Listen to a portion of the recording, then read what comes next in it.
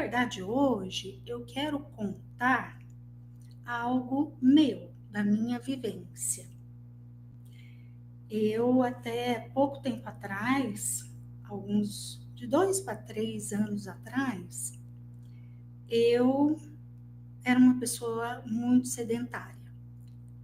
Na verdade, eu continuo ainda muito sedentária, mas não tanto quanto antes, mas continuo ainda sedentária.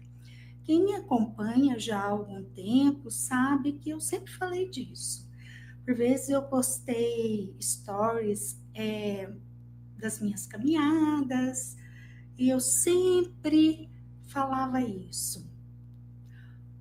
Não gosto de fazer exercício físico, eu faço com sacrifício, eu faço porque tem que fazer.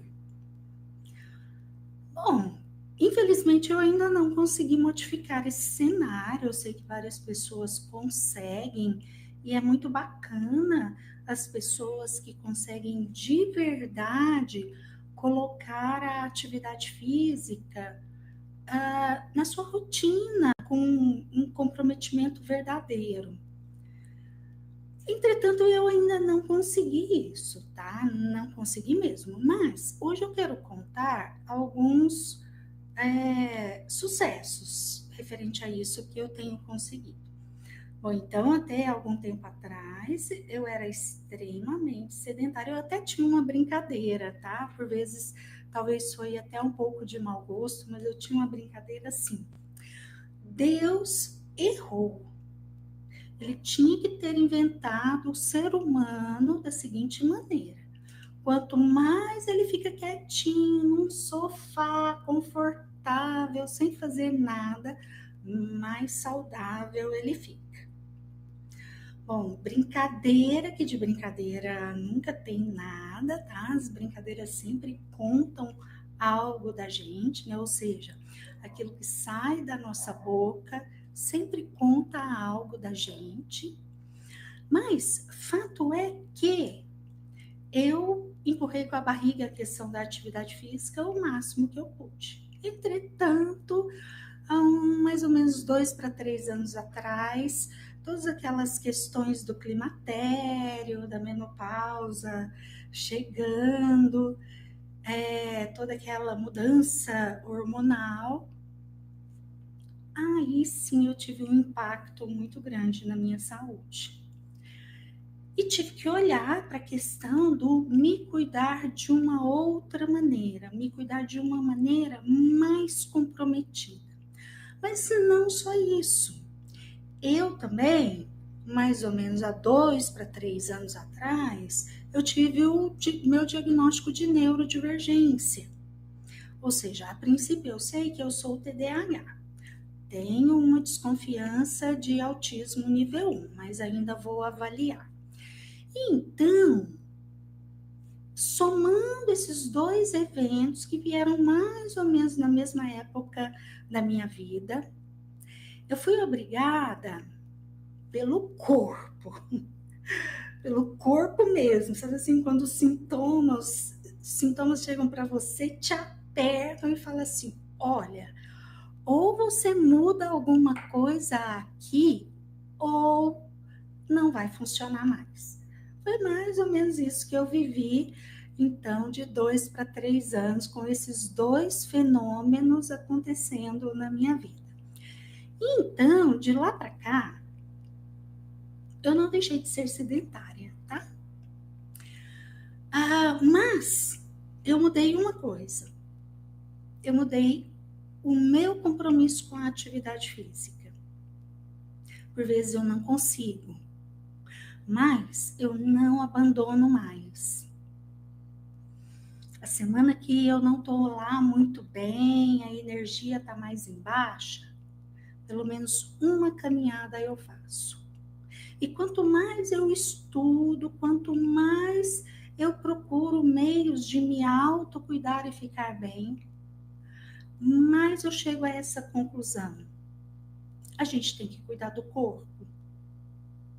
Porque senão, não tem como estar aqui nessa morada que é o corpo e estar bem. Por que eu estou falando disso?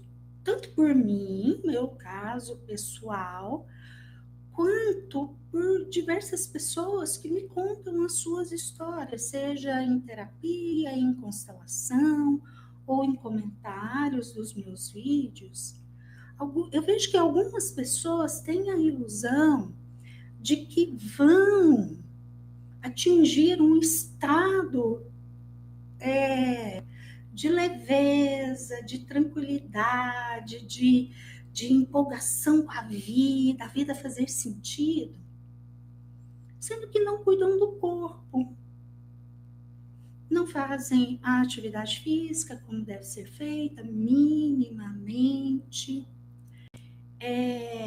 não cuida do sono, não cuida da alimentação e de outros aspectos, né, que são tão importantes. Mas hoje, quero colocar isso que é o básico do básico do básico. Como que um carro vai funcionar se a parte básica da estrutura dele está com defeito? Vamos supor um motor. Se o motor está com defeito ali, seja não tão grave ou mais grave, não adianta eu colocar a melhor gasolina naquele carro. Não adianta eu mandar encerar e polir a lataria. Não adianta nada que seja que esteja em segundo plano. Não adianta eu cuidar. Algumas pessoas focam muito em aspectos só da alma, aspectos, ou por vezes só do psicológico. Não adianta muito se aquilo que é primário, que é como que está a saúde do meu corpo. Eu faço uma atividade mínima para ter o corpo funcionando bem, eu durmo bem, eu me alimento bem. E quando eu falo isso, talvez alguém que está acostumada a participar do Pergunte para a Inês vai dizer assim, nossa, mas a Inês hoje está trazendo um assunto diferente. Realmente, eu acho que eu nunca foquei tanto nesse ponto. Mas, como eu tenho olhado para isso, para a minha vida, estou aqui compartilhando com vocês. Porque senão, de que adianta cuidar da criança interior?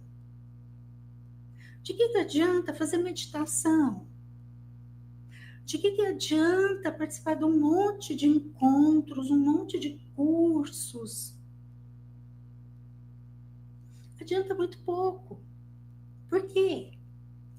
Porque atividade física, o mínimo possível para o corpo ficar bem, sono regular e alimentação vão gerar não só um corpo saudável, mas também um cérebro saudável.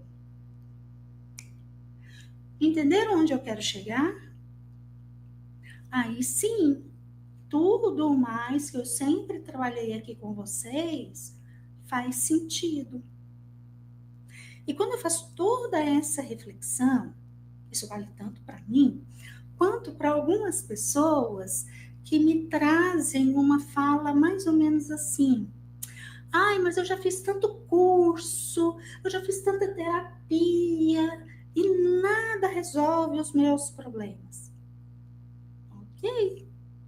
Já investiu nessas 3 condições básicas que vão determinar um cérebro saudável? Porque se o cérebro não tá saudável, fisiologicamente falando, eu não estou dando ali o combustível básico para esse cérebro funcionar bem, como que eu vou querer que toda a minha dinâmica de meditação me traga um efeito benéfico na minha vida, tranquilize a minha ansiedade, meus pensamentos? Como que eu vou querer olhar para a vida e ver sentido nela? Como que eu vou querer ter forças para colocar limites em relações abusivas? O que dirá construir toda uma vida que faça sentido para mim? Bom, quis trazer essa reflexão hoje porque eu estou nessa pegada. Então, tá valendo tudo que eu sempre trabalho. Vamos aprender a cuidar da nossa criança interior. Vamos aprender a colocar limites nas relações abusivas. Ok. Vamos buscar a ordem nas nossas relações. Mas, por vezes, a gente está deixando de lado algo primário, anterior a tudo isso, que é como anda a saúde fisiológica do meu cérebro. E aí, fisiológico requer medidas de ordem material. Então, eu vou ter que me mexer minimamente. Ai, Inês, eu não dou conta de fazer atividade física porque eu tenho um problema de saúde. Ok, mas o que que dá para fazer? Alguma coisa tem que dar para fazer, minimamente. Agora, e se der para fazer um pouco mais?